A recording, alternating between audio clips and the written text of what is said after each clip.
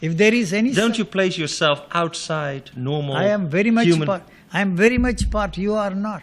You are interested in changing yourself into something else. You are interested in changing the world. And it is the demand or the promise to create heaven on this earth is the one that is turning this into hell. You want... You see... No, human being. But that's interesting. So you say, by not wanting to change anything, I'm in fact one with everything. Yeah. You know you are not, you cannot... But you become one with everything? Exactly the way it is. If people tell me that what you are saying is very dangerous, you are undermining, you see, the status quo of this society. My friend, Mr. Mahesh Bhatt, who is the author of my biography, he visited South Africa. He asked me, what's your message? I said, kill Nelson Mandela. What? I kill people. So he had a long chat with him. And they talked about me. He said, U.G. Krishnamurti is the most subversive man that has ever appeared on this planet. But anyway, give all your books, I will read when I retire. When once they get into the seat of power, they do exactly the same thing that they protested against. So, if you want to do something to the Palestinians, kill Arafat. You see, he's killing more people. Not that I will do it. You see, he is doing exactly the same thing that he protested against. It does not mean that I support status quo. The things are constantly changing and we are not ready to go along. Even in our lives, we want change. Okay. But for me, every time I talk with you... This is supposed to be an interview, isn't it? Yeah, but every time I talk with you, it is like you take my beliefs, which is reality, which is politics, which is this and that and that, you break it down to nothing. I feel then... No, I don't think I will ever succeed in that. I have no illusion. That's another thing, whether you succeed. I'm not interested in taking away. What would I gain? I'm just pointing out the absurdity. Yeah, but you're like the black hole of our planetary knowledge. Like whatever I ask you about religion, so about you kind of say, well, psst, and it goes in the black hole of nothing. Why do you take very seriously what the scientists are telling us? They say that there is chaos. And so one joker said, there is order in the universe. And somewhere along the line, the scientists find that there is no order, but there is chaos. All right, there is chaos. And a third joker comes along and says there is order and chaos in the same frame. Like, the scientists are no different from the metaphysicians. We admire them, like them, because they have given all these things to us, the technical knowledge, which has helped us to do whatever we want to do. But that does not mean that there is anything. Why they are changing? They are all metaphysicians discussing these things and fooling themselves and fooling us all.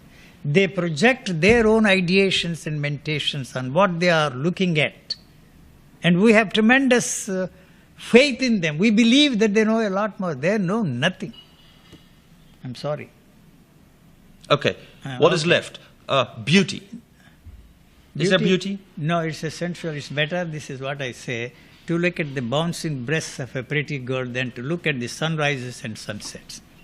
Both are the same. If both are the same, if you reject that one, looking at these sunrises and sunsets and the beauty of the flowers and listening to the river and watching the clouds, this will go.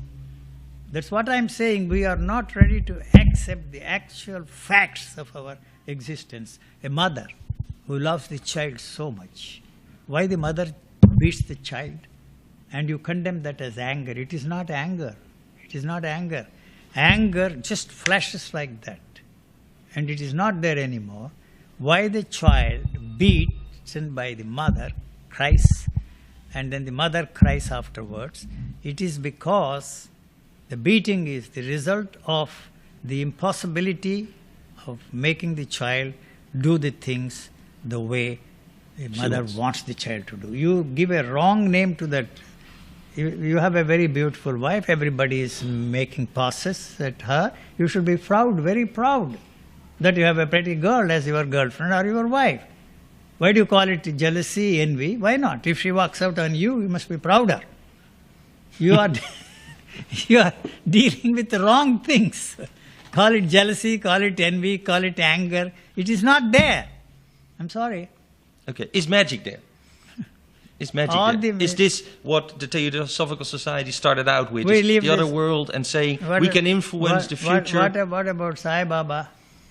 Well, they say he does magic. No, he's not ready to accept that he's a magician. He's a sleight of hand magician. Yes, they showed it on the TV, BBC, somebody handing over. You know, he is creating problems for me. You see, Sai Baba tells those people who have lived with him for 20 years, 15 years, squeeze them dry, take away the money, and tell him that there is one guy there who is a real enlightened man, go there, and he will help you. All right.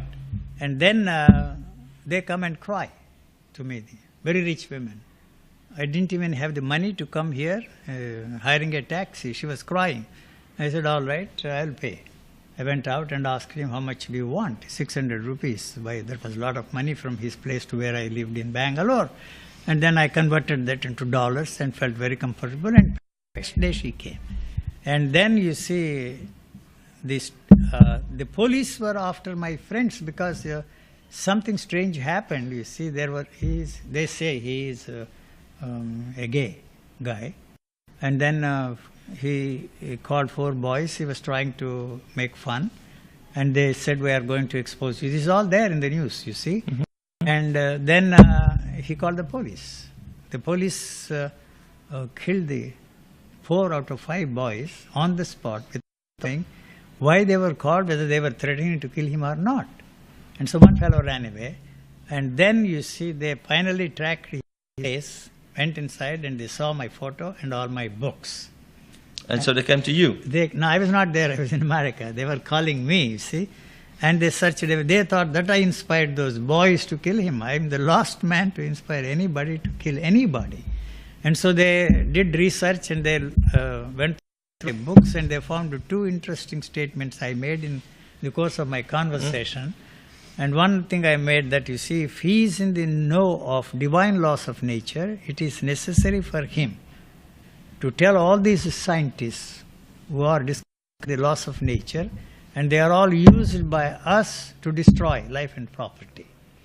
So it is very necessary for him, if he is in the know of divine laws, to tell them how to find out the real laws of nature and with them. And second thing, I made a statement which was not very acceptable to them. And I said he was materializing Swiss and Japanese riches. Mm-hmm. And when Indira Gandhi, the Prime Minister of India, stopped the smuggling into that country, switched over to the watches made in India. Oh my God. So you're saying Sai Baba created or magically watches, but when the supply from Switzerland stopped, he used other things. No, okay, so you say he's an imposter. I'm not against it. You say I'm not interested in saving any one of them who come to save me. But you mentioned divine law. If there are any, you didn't... if there are any laws. Do you believe there are? No, there are no divine There are no divine laws. We don't know much, and whatever we have discovered so far have been used by us, and still we are using to destroy every form of life on this planet. So you don't say it's impossible there are divine laws, but definitely we don't use them. We don't know if they have. What is that? What's the point? Even if we call them divine laws, we will use them for destructive purposes only. Why should the God, if there is a God or a divine power, should be on our side? I want to know. I don't know. I don't care. I never needed that guy in my life. If he's there, he's there. I don't need him. I know what I want. I know how to get what I want. You see? And you say, I'm me. I'm on my own. I don't need any reality. Money. I need only money to survive in this world.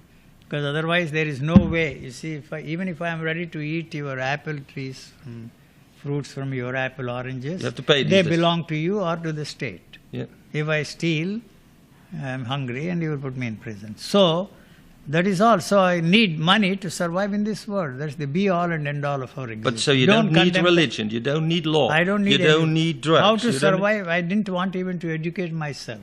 Why the hell do I have to go through all these educational institutions and study 250 natural orders and the names of all those trees? What for? To teach that again to the students and make a living? There must be some other way of making a living. My grandfather was very rich. So I said, you sweat and give me the money, I don't have to work. Why should I pass the examinations? Why should I have degrees?